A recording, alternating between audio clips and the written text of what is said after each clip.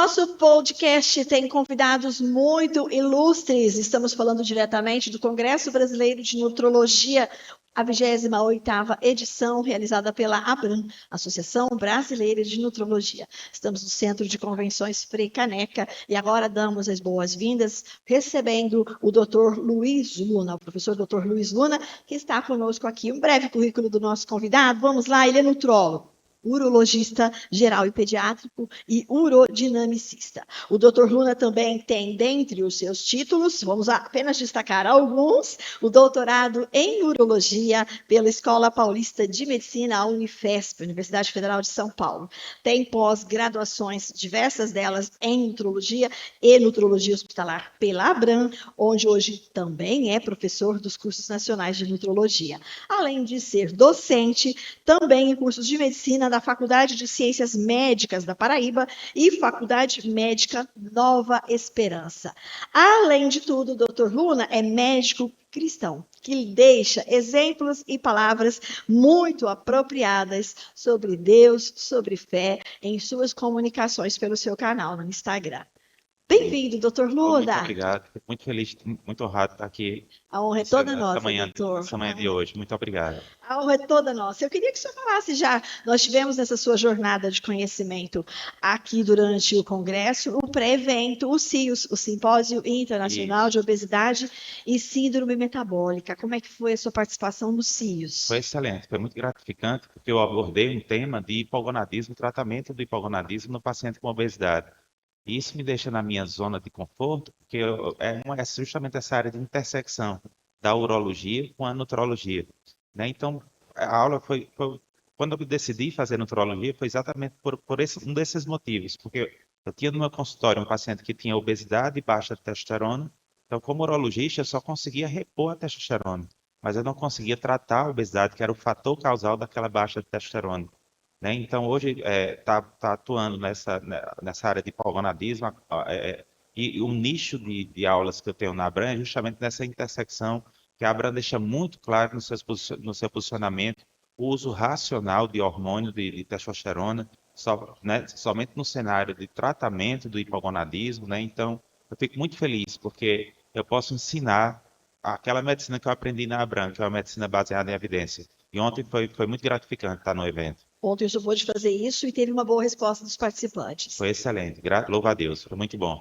Doutor, aqui no Congresso, o senhor também está coordenando algumas salas. Como é que é a sua participação este ano no CBN? Pronto, no CBN nesse ano eu vou coordenar 2 mesas, e essas mesas, a temática é em nutrologia hospitalar, a parte de nutrição enteral e parenteral.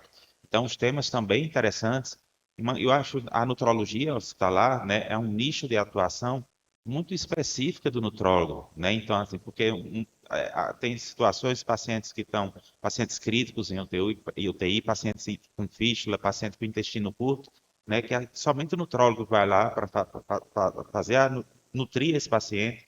Então, isso traz toda a diferença nos desfechos clínicos do paciente. Então, eu fico muito feliz de poder coordenar essas mesas de nutrologia hospitalar, que é uma das áreas também que mais me encanta na nutrologia. E a nutrologia que tem esse, como o senhor disse, que a sua formação em nutrologia deveu-se à sua necessidade de tratar de uma forma mais completa os seus pacientes. Eu tinha um paciente que me procurava no meu consultório de urologia por disfunção erétil, alteração de performance sexual masculina. E eu sabia que aquela disfunção erétil era secundária, né? A hipertensão, a diabetes, a dislipidemia, o tabagismo, a obesidade. E eu só conseguia tratar a disfunção erétil, não tratava meus pacientes na integralidade. Tanto é que aos 43 anos eu decidi fazer nutrologia e hoje meu coração transborda a Deus de gratidão por poder trabalhar na nutrologia e cada vez eu me encanto mais por essa especialidade que permeia todas as outras especialidades médicas. Então isso é muito gratificante para o médico. Para os colegas do senhor que procuram essa qualificação também, o senhor acha que o Congresso cumpre esse papel? Com certeza, e é interessante, né, que cada ano o Congresso consegue superar. A gente vê um Congresso cada vez mais organizado, as temáticas todas fundamentadas em evidência científica. Então, aqui, de fato, é o local para se aprender a nutrologia de verdade, né? E também os cursos, como a senhora falou, os cursos que hoje, pela graça de Deus, estou ministrando na Abram, existe um cuidado pedagógico muito grande com a informação do que o palestrante vai passar para os alunos. Então, a Abram se preocupa muito com isso, né? Então, assim, e também os cursos da Abram, né? Você pode ter certeza que o aluno vai estar recebendo ali informações todas fundamentadas em grandes ensaios clínicos, em estudos robustos, e isso me encanta também, ser professor da pós-graduação da Abram. Com isso, o senhor já responde a pergunta que eu tinha para fazer, que é sobre o papel que a Abram tem na formação dos nutrólogos Isso, brasileiros. olha, eu digo indiscutivelmente, a Abram é o melhor lugar para se aprender a nutrologia, né? Então, assim, com certeza, todas as aulas, todas embasadas em conhecimento científico. Só para a senhora ter uma ideia, quando eu fui chamado para ser professor da Abram, eu fui aluno da Abram e titulei o ano passado. Mas a professora Eline teve o cuidado de marcar, levar chicletes para mim. Você vai me dar todas as aulas que você teoricamente daria na Abram. Então, não foi simplesmente um convite para ser professor. Primeiro, ela teve todo o cuidado de assistir todas as minhas aulas e depois ela disse: Não, agora você está pronto para dar aula na Abram. Então, você veja o cuidado que a Abram tem na seleção dos professores, na seleção dos temas, né, a preocupação com o aluno, né? E isso para mim mostrou assim a seriedade e o compromisso que eu já tinha essa percepção como aluno. E agora, como professor, só foi ratificada essa preocupação e esse cuidado que a Abram tem no ensino da nutrologia baseada em evidência científica. O senhor disse que a nutrologia agregou ao seu atendimento clínico, ao seu trabalho na urologia. E o E, mesmo se dá com outras claro, especialidades? por exemplo, um ginecologista, né? Um ginecologista, ela tem lá, hoje em dia, 2/3 da população mundial ou está sobrepeso ou está obesa. A gente tem que entender que sobrepeso, obesidade é fator de risco para vários cânceres e a sobrepeso, obesidade traz consigo várias outras comorbidades, outras doenças metabólicas. Então, o médico ele tem que estar apto a tratar o seu paciente na integralidade, né? E a nutrologia, ela permite exatamente isso. Foi como eu falei para a senhora. Uma das coisas que mais me encantou na nutrologia foi o fato dela permear todas as especialidades médicas. Quando eu estava estudando terapia nutricional num paciente crítico, eu tive que pegar livro de UTI para estudar UTI, paciente crítico, para poder entender como seria a terapia nutricional num paciente crítico. Quando você pega um paciente com caquexia cardíaca, você tem que ir lá nos livros de cardiologia para estudar a cardiologia para poder fazer uma terapia nutricional adequada. Então, a nutrologia é encantadora.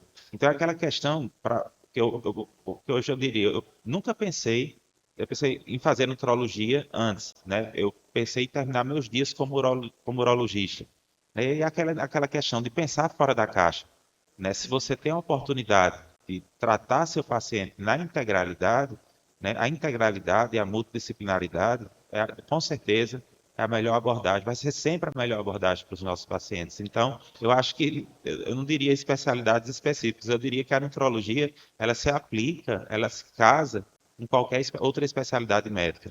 E o bom médico que se preze estuda a vida toda, não é, doutor? E isso é o que eu digo aos meus alunos, né? Medicina é como um trem-bala, né? O que é hoje já não é amanhã, né? E hoje em dia, se o professor também não estiver se atualizando constantemente, você pode ter um aluno que está ali na sala de aula que no celular diga: professor, saiu um consenso novo, isso daí já não é mais o que está valendo, né? Então, o fluxo de informação é muito rápido com a internet, né? O acesso à informação, né? E o médico, de fato, medicina é um sacerdócio que você não pode deixar de estudar. Se você deixar de estudar, né, você está fadado a más condutas para o seu paciente.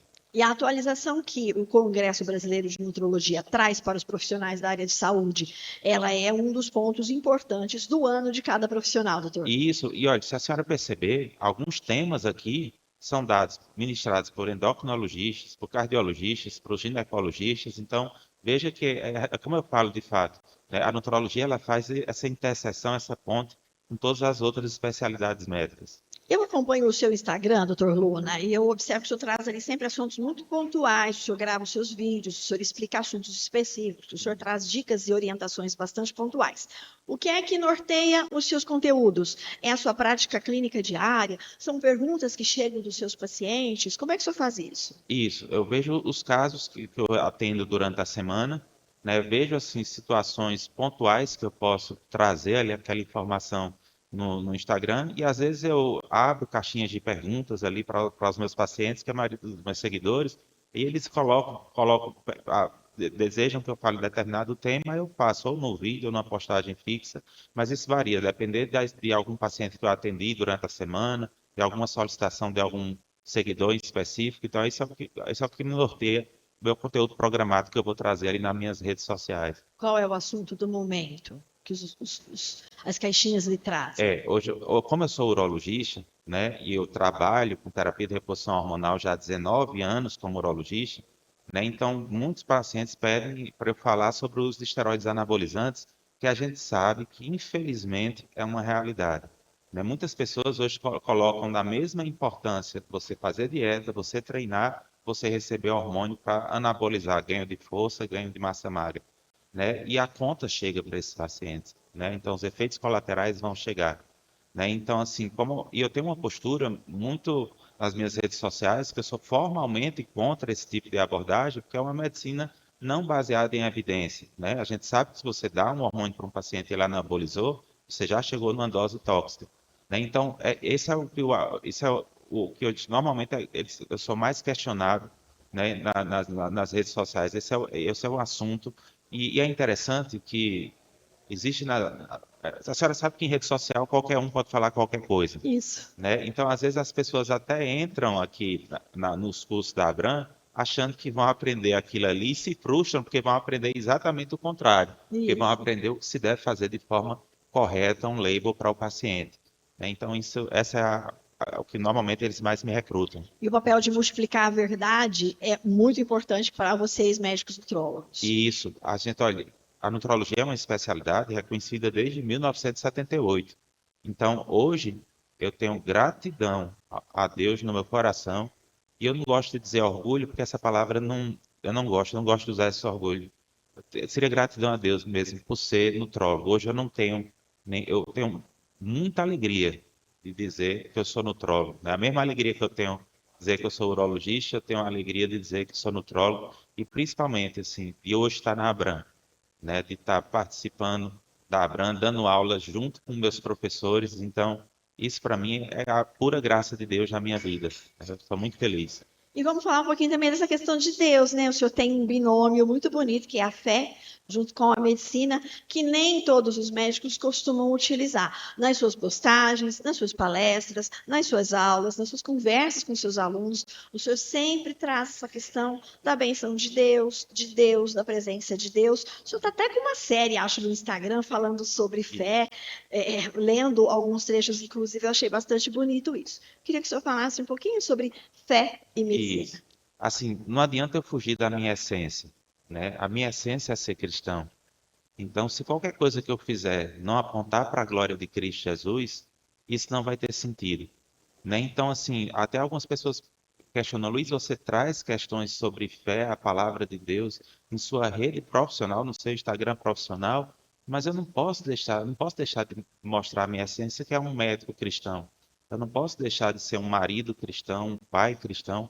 Eu sou apaixonado por Jesus Cristo, porque ele fez toda a diferença na minha vida, né? E a boca fala aquilo que o coração está cheio. Então, assim como um dia a palavra do Senhor fez toda a diferença na minha vida, eu quero que quanto mais essas pessoas escutarem, vai fazer essa mesma diferença. Quando eu trago um vídeo que fala sobre fé, quando eu trago um vídeo que fala sobre dependência de Deus, quando eu trago um vídeo que fala sobre gratidão, né, ali eu sei que eu posso estar levando a palavra até os ouvidos da pessoa que escuta o meu vídeo. Mas se aprover o Espírito Santo, que ele traga aquela palavra do ouvido e coloque no coração, essa palavra que foi semeada no coração dessa pessoa vai fazer toda a diferença. E hoje eu digo à senhora, com muita certeza, né, que a coisa mais concreta que eu tenho na minha vida não é minha titulação de doutorado, não são meus cargos públicos, não são minha vida docente. O que eu tenho de mais concreto que me faz com o coração bater todos os dias é a minha fé em Cristo Jesus, né? E eu faço questão de trazer isso nas minhas redes sociais. Eu fico muito feliz da Abram me permitir também falar desse Deus, falar, né, de ter essa abertura, que a gente sabe que às vezes no meio médico isso aí não acontece, não é o comum, né? Então começar uma aula desejando que Deus abençoe a vida daquele aluno é você chegar para aquele aluno e dizer, olha, eu quero que Deus faça morada no seu coração. Então eu acho que isso é a melhor forma de começar uma aula, né? Então, quando eu entro para dar uma aula, eu não me preocupo ali quando eu saio se minha aula foi brilhante, se as pessoas gostarem, o que é que eu me preocupo? Né? Se ali eu servir a Deus dando a melhor aula possível.